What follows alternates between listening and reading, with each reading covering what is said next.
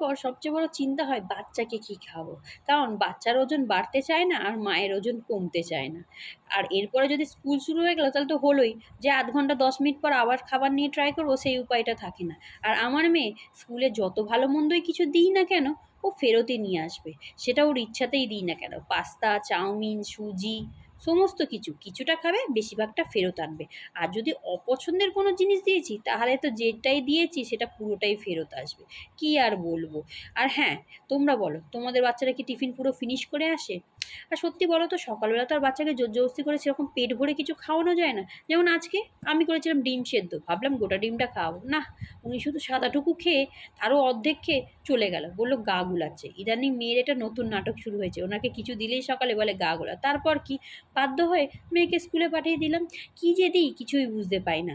অনেক রকমের ইউটিউবে রেসিপি দেখেছি, ট্রাইও করেছি কিন্তু ওই সেম টু সেম টিফিন ফেরত আসে।